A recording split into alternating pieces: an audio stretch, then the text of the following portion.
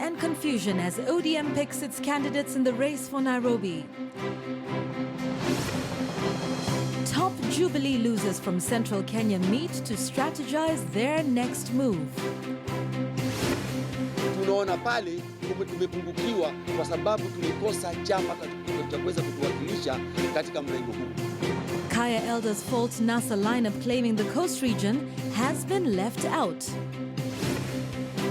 Wanasema agenda yao na priority yao ni kugawana viti kati ya viongozi wa Nairobi ili zitatuine. Jubilee leaders fault NASA lineup and ask the outfit to brace for defeat.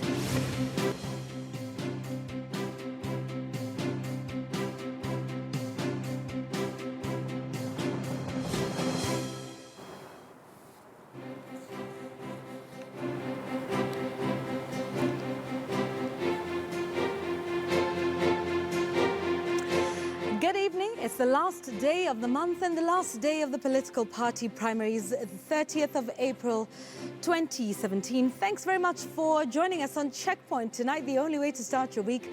My name is Yvonne Okwara Matole. We have great things lined up for you. Our fact check tonight is interesting. I don't know if you've been on my Twitter handle. I was talking about football. We'll be talking about that. It's some interesting stuff about how to debunk fake news, fake tweets, and to know whether something is real or not, even on Facebook as well. We'll be talking about that with Alphonse Shundu from Africa Check. In addition, we will be speaking about coalition pacts. Remember, that was launched and that arrangement and the agreement was launched last week. But we want to take a look at the history, the legality, and what that portends for the Kenyan electorate. For that discussion tonight on Checkpoint, Charles Kanjama, Patrick Gadara, and Dr. Alex Awiti will all be joining me tonight for that. So please remember, you can also be part of that conversation. The hashtag is Checkpoint. Our sign language interpreter tonight is William Silla. Let's get the show started because we have lots to tell you about what's been going on around the city of Nairobi with the ODM primaries in the last leg. So we want to start off this bulletin, like I said, with those ODM primaries that got underway in Nairobi today. The exercise was marred with delays and confusion in many polling stations across the city. And in Embakasi, voting exercise was marred with violence, with voters claiming there was massive voter importation and rigging. In Embakasi East, police officers were forced to disperse voters who had stormed a polling station. As of now, voting is still underway, but under what the police are calling a great security threat. Our reporter, Dennis Onsarigo, now joins me live from that area. Dennis, good evening. What is the situation now? Voting still ongoing? Things are a bit calm here, Yvonne, as we speak now. Voting has been stopped because security forces here were saying it's late in the night, security is not guaranteed for those who have turned up to vote. Remember, ballot papers and ballot materials got here a bit late in the day.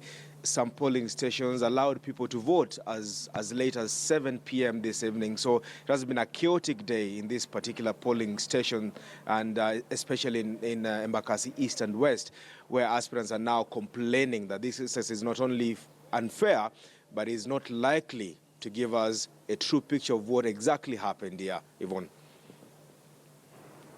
All right, thanks very much for that, Dennis. So we'll definitely be getting in touch with you to find out what's going on a little later on. As you say, voting has now stopped. We want to now take a look at whether the situation is any different. That is in Kilimani, and for that, let's speak to our senior political affairs reporter, Chris Thairu.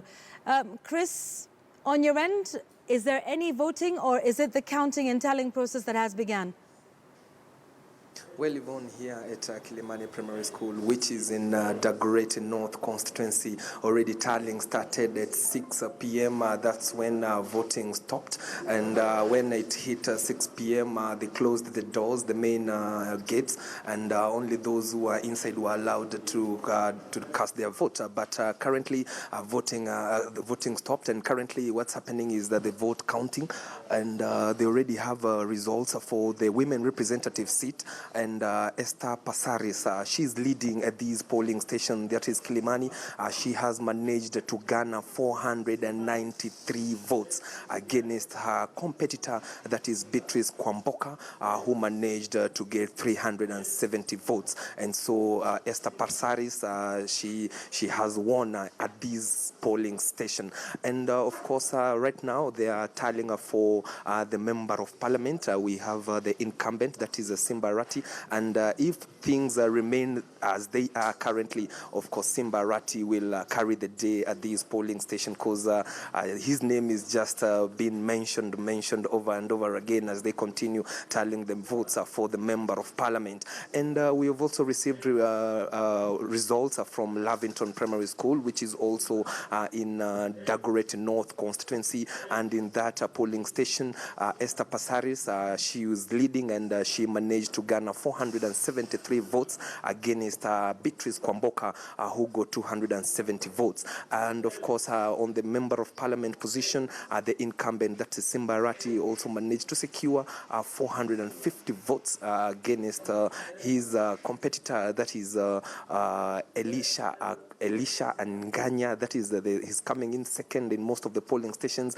And of course, we have other polling stations, and the exercise of tallying is still ongoing. But if it remains constant as things they are and the reports that I'm getting, then the incumbent, that is Simba Arati, might be flying the ODM flag for the parliamentary seat here in Dagoretti North. And of course, he will be facing the nominated senator, that is not Jubilee ticket, Beatrice Elachi, who won the Jubilee ticket during the Jubilee nominations in Dagoretti North. And of course, for the women representative, Esther Passaris continues to lead other 5 ladies, and for now she is standing, at least she has garnered, counting from Kilimani Primary School and of course Lavington Primary School, at least she has secured close to 1,200 votes. And of course, we'll also be checking in on other candidates or other aspirants for the members of the county assembly. Remember that in Dagoretti North we have a total of 13 aspirants who are garnering for that ticket for the member of county assembly. Yvonne. Thanks very much, Chris Thairo, there from Kilimani Primary School. That's in Dagoretti North constituency, as we await those results that, of course, will come from the ODM Tallying Centre. Chris, we thank you. And in Kamukunji, tallying of votes in the ODM primaries has just started. In that constituency, there was a high turnout of voters, forcing the elections officials to extend voting time to beyond 8 p.m. Our reporter Yusuf Ibrahim now joins us for the latest from that constituency, as well as the neighboring one of Makadara. Yusuf, what's the latest there? Well, Yvonne, thank you very much. Unlike many other parts of the city, the voting or the nomination today in Kamukunji was rather peaceful. No kind of incident was reported. Right now, let me just give you the situation on the ground. I'm at Our Lady of Mercy Primary School. It's one of the polling stations and the Kamukunji constituency. It is in Sharumoyo ward, and it's here that the last man to have cast his vote did that at about 8 p.m., just roughly an hour ago. So that technically means that the tallying process will take a bit longer. And bearing in mind, because I was here during the Jubilee nominations, the tallying process started at about 7 p.m., but the results were announced late in the night at about 2 a.m. So today, are they going to announce early enough? Are they going to announce maybe 3 a.m. or maybe even 4? Only time will tell. So currently, let me just tilt my camera towards the officers here who are currently tallying the votes. What you're seeing here, if you can just listen to some of the natural sounds, they are currently counting the votes of the woman representative, and it is a contest between Esther Passaris and Kwamboka Beatrice. And on my right, even if you can look, these are some of the agents, some literally chewing their night away just to make sure that they remain awake during this nomination process. And as we rightly mentioned, it's not just Kamukunji that we're covering. We were in Embakasi, or rather Makadara constituency, where many have termed the election there as the battle of titans. That is between two political heavyweights. One is Ruben Dollar, a former Makadara member of parliament, who is also a professional boxer, I must say, and he had exuded confidence, or rather his supporters have exuded confidence that he is going to literally box his closest opponent, that is former town clerk George Aladwa, out of the Makadara seat. Is he going to do that? Only time will tell again, and we're getting reports that some of the polling stations did close their gates at about 7 p.m. So the tallying is already underway, and we're going to make sure, Yvonne, as usual, we're going to update our viewers whenever the results start trickling in. Back to you.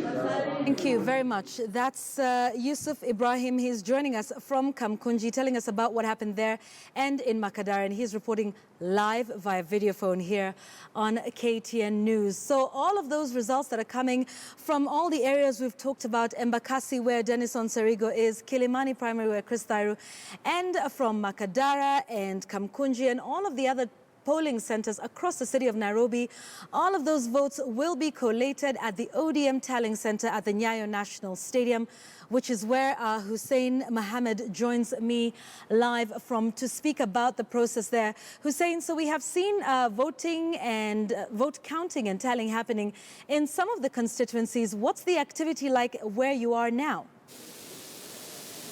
Well, thank you very much, Yvonne. Here at Nyayo National Stadium, the scenario is different. It's a total standstill here, no activity at all. The only person who is here is the county returning officer.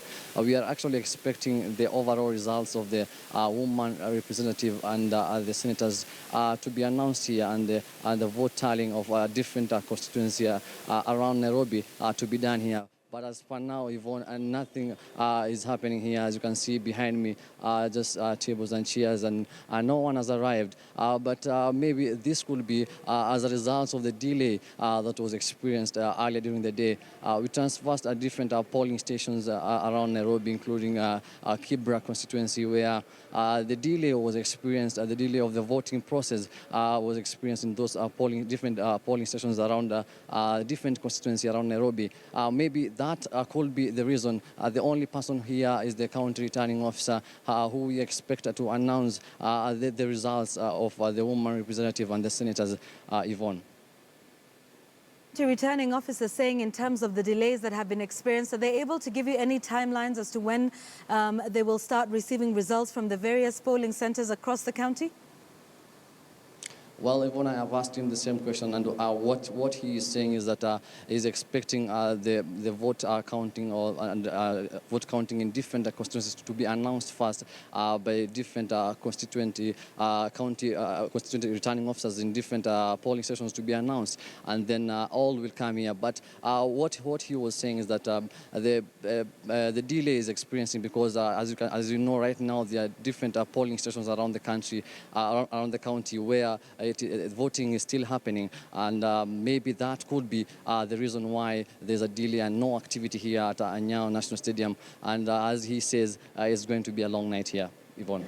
Indeed, it will be. Hussein Mohammed from the ODM County Tallying Center at the Nyayo National Stadium. Thanks for that report and for staying on top of that. I want to take you back now to Embakasi, where we're speaking to our Dennis Onsarigo a little earlier on, talking about the issues that have been taking place with delays and confusion in many of the polling centers across the city, and also in Embakasi, where we understand the voting exercise had been stopped due to violence. Dennis, you were telling us a little earlier about the fact that voting is no longer taking place. So what are security and ODM election officials saying at this point? Is there any hope of voting resuming?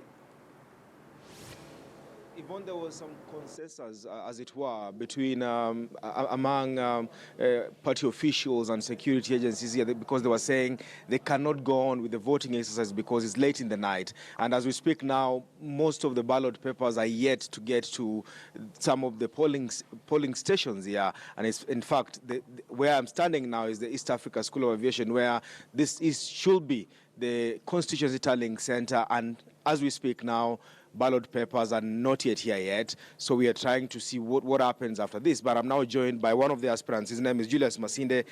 Francis Masinde. Francis, come over this side. This man has been here since morning, and he can give us a feel of, do you feel this has been a fair and credible exercise as an aspirant? Well,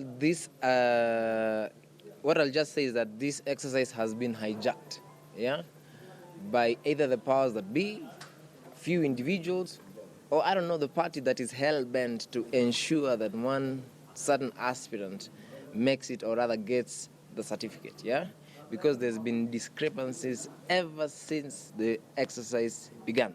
For instance, most of the polling stations opened up very late, except Donholm Primary, which probably started around 8, which was reasonable, East Africa School of Aviation, Tasia, and Embakasi Primary, they started at 2.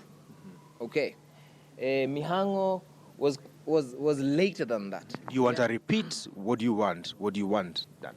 What I want is a repeat, and also recourse, so that we can be able to have the people choose the leaders that they want, Case in point, the elephant in the whole conversation is the Maua Primary School saga. The materials for Maua Primary School were deliberately sent to Donholm Primary School and held there up to 7 p.m. And now we had to actually force these officials to take them to Maua Primary School so that the people can vote. Now, instead of these people being very straightforward and putting all the materials in one car, they would put the ballot papers on one car, the ballot boxes together with the register and the ink on a different car. Because we don't have time. I have to let you go, but we hope something is done maybe tomorrow. We hope something is done because, honestly, this is not the ODM that everybody should actually see us in, especially with the aspirants that are coming and this election that is coming. We cannot actually let the party have very bad PR as it is because of these sham nominations. We hope they actually get to hear our pleas. Okay, let's listen in to Bosire, an aspirant here. Also, you have your own concerns.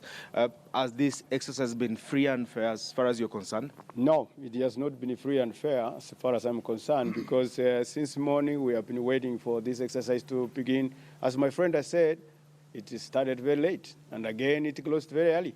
And right now I can comfortably tell you that many people were locked out, particularly in Tasia, like School of Aviation here, and even Utawala. People never voted. And again, as my friend said, I can also confirm that there was a lot of transportation of voters from other constituencies, and we didn't expect that to happen. Okay. So that is undue influence, and again, we were not advantaged to have that. We were not prepared for that. We were prepared to have internal democracy practiced. Okay. Yeah. Yvonne, as you can hear from these aspirants, these are concerns that must be addressed, but again, time is not on their side because political parties should be handing over the names of their political aspirants as late as early as tomorrow. So whatever happens out of this exercise, then it's up to the National Elections Board of ODM to decide what next. Back to you in the studio. Thank you, Dennis Onsarigo. Now, cracks have emerged within Jubilee after a group of more than 10 top losers in the party's recent primaries began plans to form a parallel alliance of independent candidates. The losers, including Kiambu Governor William Kabogo, Senate Deputy Speaker Kembi Gitura, and a host of Central Kenya legislators, claim the primaries were botched. But as our political affairs reporter Murimi Mwangi now tells us, the alliance comes amidst reports of an alleged plan to tame the growing influence of Deputy President William Ruto within the Mount Kenya region.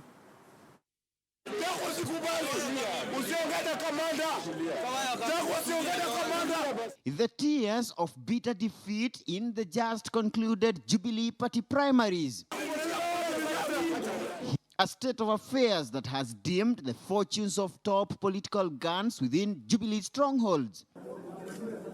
And now, 2013 presidential contender Peter Kenneth, who lost the Nairobi gubernatorial ticket to Senator Mike Sonko, has hinted at pursuing the city governorship as an independent candidate.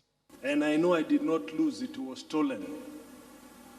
And when we cross that bridge on Monday or Tuesday, it is only desirable we make another move or step.